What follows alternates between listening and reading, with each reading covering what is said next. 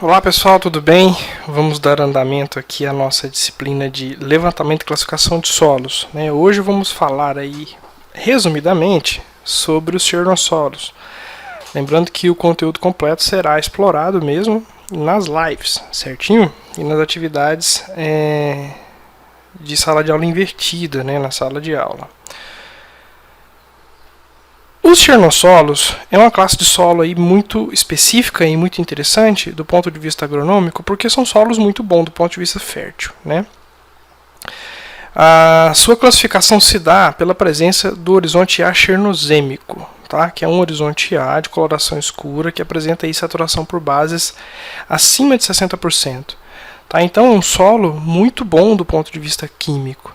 E eles são solos que podem acontecer tanto em áreas planas quanto em áreas declivosas. Então, para que eu consiga classificar um xernossolo, ele tem que seguir esses requisitos abaixo. Ele tem que apresentar um horizonte A xernosêmico, seguido de horizonte B incipiente em caso de solos planos e de B textural em caso de solos de declive. Em todos os casos ele tem que ter uma argila de alta atividade e uma alta saturação por base. Então é um solo muito bom do ponto de vista químico. O A incipiente, o horizonte B incipiente e o B textural são horizontes relativamente fáceis de a gente mecanizar, de trabalhar, principalmente o A incipiente. São solos então que não têm uma profundidade muito expressiva, não se compara a um latossolo, por exemplo, mas é uma profundidade que me permite mecanizar e trabalhá-lo e explorá-los aí a grande maioria das culturas. Também se enquadra com o xernossolo, quando ele é seguido de horizonte cálcico, petrocálcico, carbonático, ou horizonte C, admitindo-se que entre os dois possa ter um horizonte incipiente. Então eu posso ter um horizonte incipiente com espessura de 10 centímetros ou mais. Contato lítico desde que o horizonte A xernosêmico tenha 150 gramas por quilo ou mais de carbonato de cálcio. Então eu posso ter um xernossolo sem o B,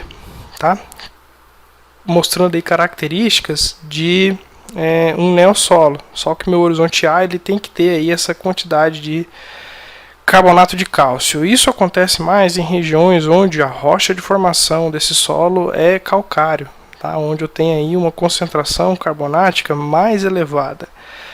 Uma indicação ambiental de que essa região pode ter essas características de rochas é a gente ficar atento às águas. Solos onde eu tenho uma concentração de carbonato de cálcio mais elevada, as águas da região, dos rios, dos lagos, tendem a ser mais cristalinas, porque o carbonato de cálcio é um agente decantador e faz com que partículas que estavam ali sobrenadante, estavam em suspensão na água, vão para o fundo.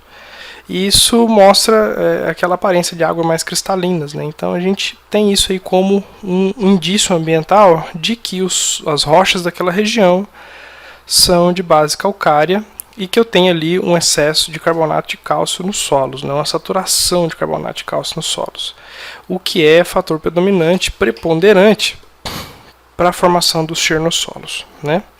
Então aqui eu tenho uma foto, a gente consegue ver um xernossolo aqui provavelmente sob transição com o horizonte B textural, na foto.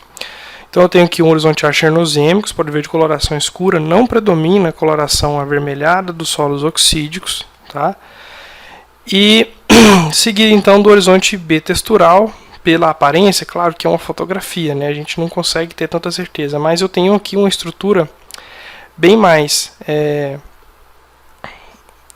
compactada do que no horizonte A, então eu teria aqui uma estrutura em blocos, aqui no horizonte A uma estrutura um pouco mais granular, o que indica que visualmente eu teria um teor de argila maior no B do que no A, então isso configura como um horizonte B textural.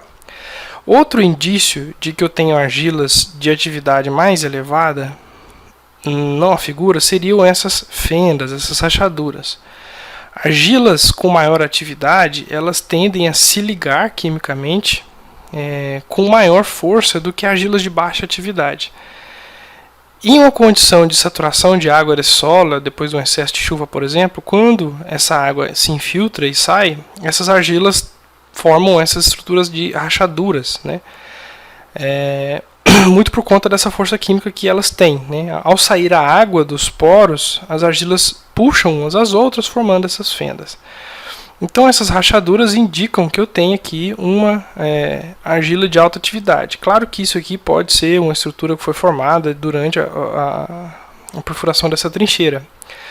Mas é uma tendência, né? Um sinal ambiental que a gente pode seguir. Lembrando que todas essas confirmações a gente só tem em laboratório, em análises mineralógicas e químicas do solo. Isso aqui são indícios visuais que a gente pode observar em campo. Nada disso nos dá a plena certeza, né? O que é o horizonte A chernozêmico? É um horizonte mineral superficial, tá? É um dos poucos horizontes diagnósticos superficiais. Boa parte dos solos tem em seu horizonte diagnóstico os horizontes B. Mas o chernossolo é o horizonte A chernozêmico, né? Então ele tem relativamente espesso, cor escura, alta saturação por bases, que inclusive depois de revolvimento, né, depois de você entrar com o maquinário, isso acaba, por exemplo, diminuindo os níveis de matéria orgânicas que podem mascarar a saturação por base e a CTC daquele horizonte. Então, mesmo depois desse tipo de manejo, esse solo apresenta saturação por bases de 65% ou mais, né? Então, são solos, do ponto de vista químico, muito interessantes. A gente tem algumas limitações físicas, porque são solos que, por serem quimicamente reativos, eles acabam sendo mais suscetíveis à compactação. Mas, dependendo do manejo que for adotado, isso é tranquilo, né? É só eu saber com o horário certo, o jeito certo de entrar com a mecanização, que esse solo não vai sofrer compactação. É um solo que tem baixa ocorrência, embora esse dado esteja aqui um pouco desatualizado. Os chernossolos eles não são predominantes no Brasil, nos solos do Brasil, como por exemplo os latossolos e os arge. Entretanto, as manchas que eles aparecem, né, são distribuídas em todo o território nacional. Então a gente tem chernossolos no centro-oeste, chernossolos no sudeste, né, chernossolos no nordeste e na região norte.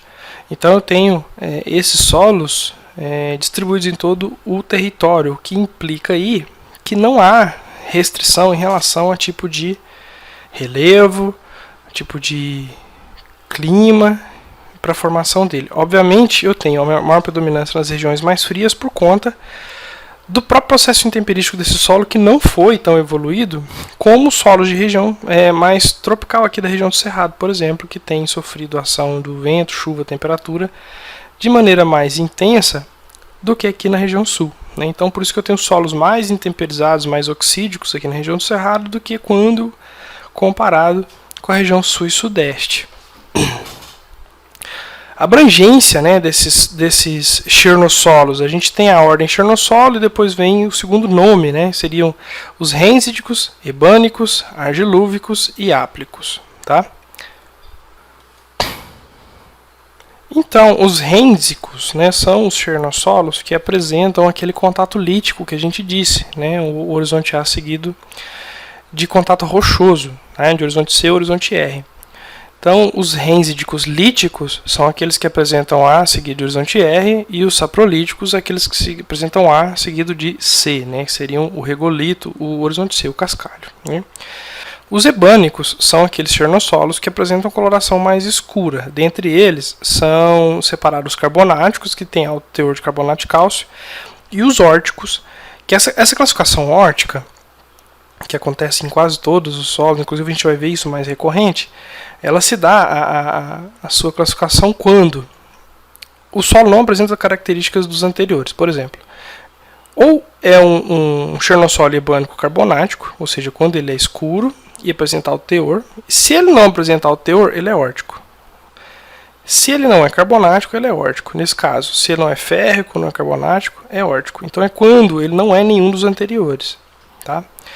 No caso do argilúvico, por exemplo, né, um chernossolo que apresenta ali aliviação de argila, eu vou ter diferenças entre o horizonte A e B. É quando eu tenho um chernossolo com o horizonte A chernozêmico seguido de um B textural, né? Então eu tenho aqui os xernossolos férricos, quando apresentam teores de óxido de ferro, carbonático, quando apresentam teor de carbonato de cálcio, e órtico, quando não é nem férrico e nem carbonático.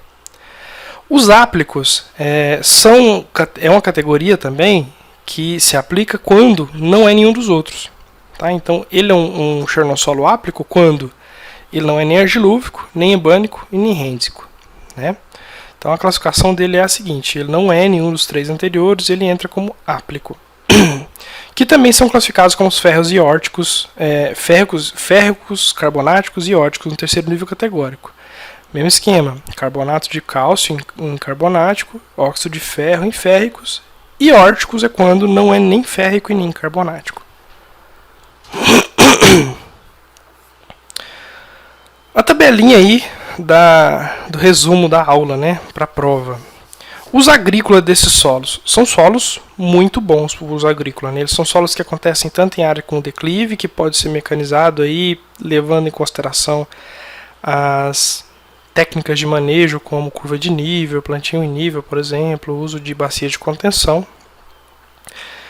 E quando acontece em áreas planas, né, onde tem um horizonte bem incipiente seguido do xernossolo, são solos que apresentam menos limitações físicas ainda, né? Então, eu tenho um solo com características químicas muito boas e poucas limitações físicas, né? Um solo excelente para agricultura. Ele acontece, localização geográfica, né? Ele acontece tanto em áreas planas quanto em áreas declivosas, tá? É um solo relativamente pouco profundo quando comparado às classes mais intemperizadas como o latossolo, né? Mas eu posso ter aí um xernossolo de até 1 metro, por exemplo, menos um pouco. Fertilidade desse solo, já falando de fertilidade e química, né? Voltando aí às questões dos agrícolas, são solos de fertilidade muito boa. Eles apresentam, por obrigação, saturação por bases maior que 60%. Né? Então ele tem uma condição nutricional nativa muito boa. Eu vou gastar menos para poder corrigir esse solo, né? E a adubação de manutenção ela se mantém, mas a correção desse solo vai ser menos dispendiosa, né? Um solo muito interessante. As condições físicas dele, já também linkando com o manejo para encerrar essa lista, são solos planos ou ondulados, depende muito do relevo onde ele se encontra. São solos que eu tenho que ter uma preocupação um pouco maior com a questão da compactação por conta do tipo de argila que tem nele, né? São argilas bem de maior atividade, né? Então elas são quimicamente mais reativas e acabam sofrendo mais compactação, dependendo do tipo de manejo que eu fizer. Então, se acabou de chover, por exemplo, não é interessante que eu entre com o maquinário, que esse solo ele vai sofrer mais compactação do que um solo com atividade de argila um pouco inferior, né? Então, são solos que, de modo geral, são muito interessantes, são muito bons, né, para a gente poder produzir, e tem uma excelente aptidão agrícola, né? Quase não tem restrições. Em relação à vegetação, para finalizar, ele não tem restrição, né? Ele acontece em qualquer tipo de bioma, qualquer tipo de vegetação. Não é restritivo em relação a isso. Então a gente encerra por aqui esse resumo da aula de xernossolo e nos vemos mais tarde.